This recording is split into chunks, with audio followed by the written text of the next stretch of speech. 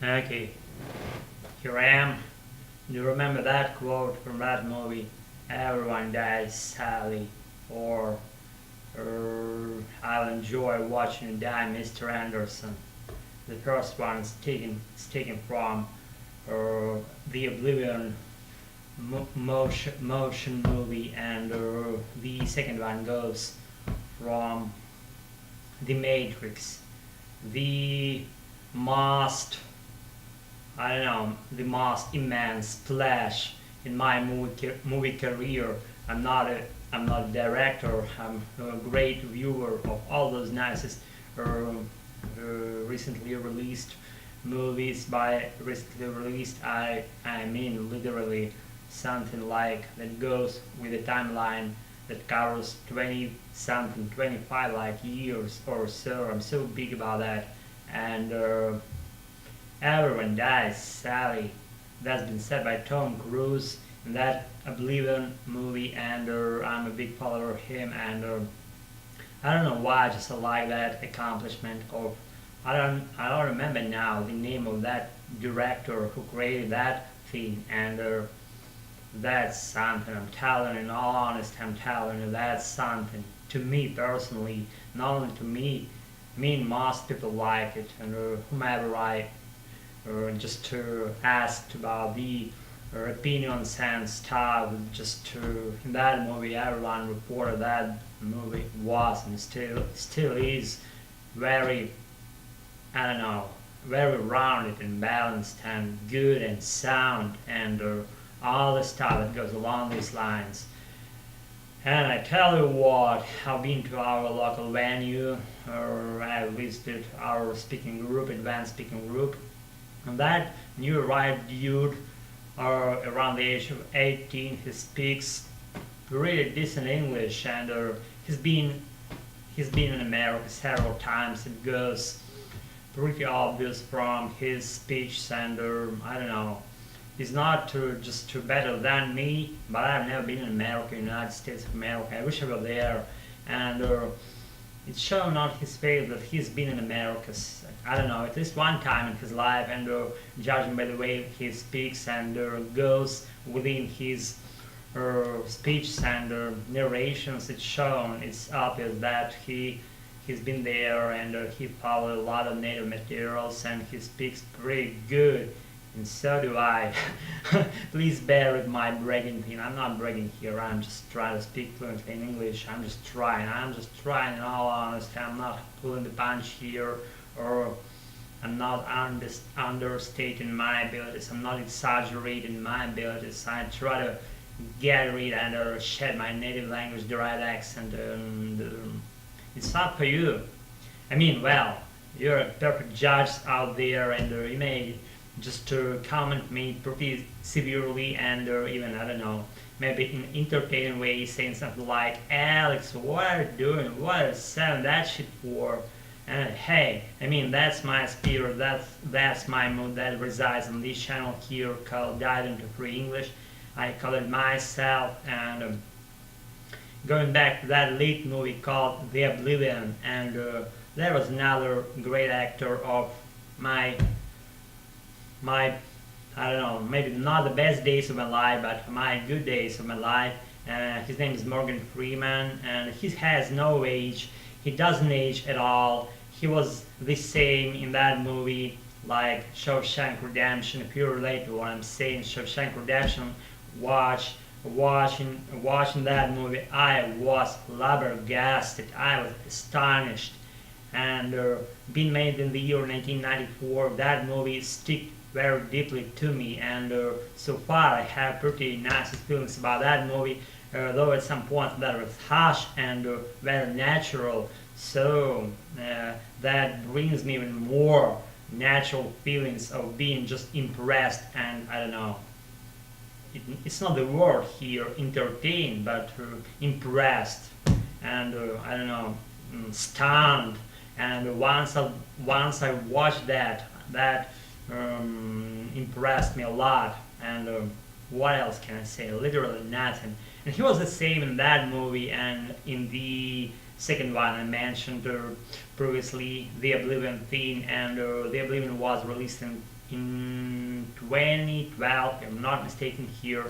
I guess I'm not, I hope I'm not. And his buddy, his sidekick, Tom Cruise, doesn't age at all, also as well, I should say, because being something around the age of 56 now, Tom Cruise impresses me to the point I can't even say how he impresses me by his natural, I don't know, mood, his man's strength and power and internal, I don't know, internal hinge, internal rod, metal rod, I don't know, diamond made rod that resides within him. And once he appears on the screen, then I'm all ready to follow the story, whatever that story will be related to. And I know ahead of time what kind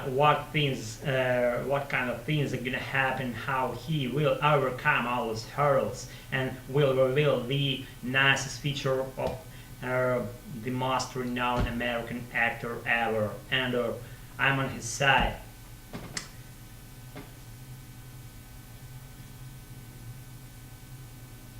What else? That movie called The Oblivion, those two men, they were approaching some I don't know, artificial celestial body that was whirling the orbit near the Earth, and that thing was created in the first place by evil powers, and those evil powers were just intending to kill our Earth planet, and those two men were the heroes who were about to save our planet in need of saving, and our planet was the needy in that plot. That story was narrating something that you can relate to a real man's thing, and being courageous, being, I don't know, being just very persistent and very determined about what you want to achieve. And those heroes are accomplished by Cruise and what was that guy's name, Morgan Freeman. They were very close to achieving their goal, and they did actually. They finalized that storyline with bringing up something amazing in the very end of that movie. That was the frame, the scene, I should say, but literally I mean the frame, like a frame for a movie like this. And I analyzed that movie by certain scenes, and that was the last or previous before the last scene that was like that. They were approaching the artificially created celestial body, that evil place where evil resided, and they were about to eliminate that creation with all the tools that they had by their hands, and they did actually. But the main point here, what I said before that, there was a dialogue between Morgan Freeman and Tom Cruise, and Tom Cruise said to that artificial mind that resided inside that artificially created celestial body, that sphere, immense, huge sphere that was that was orbiting around our planet, that thing, like a purest revelation of evil spirits and evil powers. And what Tom Cruise said was, everyone dies Sally, and Sally was the name of that artificial mind gal that ruled all those bad evil spirits issues and that bad sphere issues, and everyone dies Sally. He launched the button that led to a huge nuclear and atomic explosion that eliminated the entire thing, including all those Nazi heroes, Freeman and Cruise. And there was another quote, something like, blah blah blah, blah blah blah. One man goes through all the hurdles on his way, facing fearful odds and all this stuff, and I memorized that middle thing and that phrase, facing fearful odds, and that stuck to me very deeply. I like that part of that phrase, facing fearful odds, and the entire theme being made in my spirit that I like to follow, and I'm a natural follower of that kind of movies, and I'm a big supporter and backer of such accomplishments and creations. Thanks for attention. I've tried to be as fluent as I could. I've tried to be as revealing as I could. I've tried to be as telling and sharing something significant for as I only could be in a while. And that's been me for making something. Subscribe, do your own things in your life, follow your own tracks, no matter what if I can say. Never step up or following those. I'll be with you, and pleasure. See y'all. Have a nice one, and have a nice sleep, and wake up cheerful and effervescent, as I always say. Pleasure. Bye.